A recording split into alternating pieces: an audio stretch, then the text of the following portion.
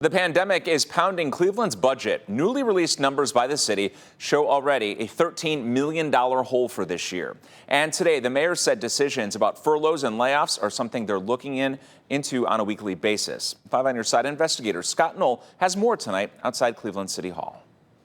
City leaders said during a teleconference today they have never seen a situation like this financially, and said right now there's so much uncertainty they can't even forecast what will happen the rest of the year.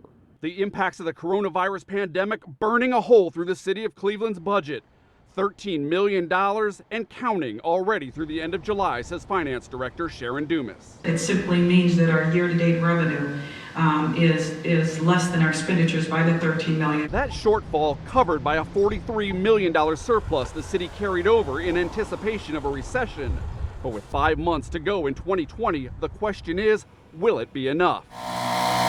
So far, the city has avoided laying off or furloughing workers. But today, Mayor Frank Jackson said that's something the city is regularly reviewing.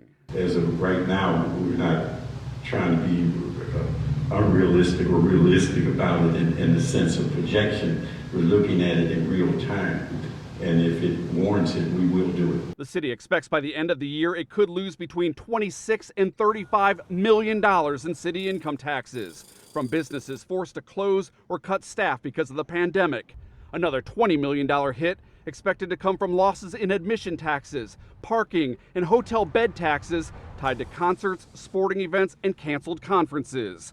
Through the end of June, the global hospitality research company STR estimates hotel occupancy in the Cleveland area is down nearly 41% compared to a year ago. We're not looking towards any restoration of concerts or sporting events to buffer that number. If they're happy, if they happen, we're happy, but we kind of deal on what we know as to be a reality of today. DUMAS says there are signs things are slowly improving, but warns any new restrictions tied to COVID-19 could drive tax collections back down.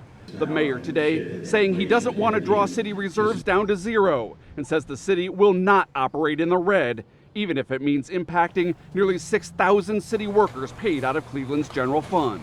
We do want to have some monies left so we can carry something in the next year. So what that comfort level is, I can't tell you. The city says it also took a budget hit needing to buy protective equipment for workers and improve cleaning of buildings. City leaders now looking at whether federal stimulus money may be used to offset some of those losses. In Cleveland, I'm 5 on Your Side investigator Scott Knoll.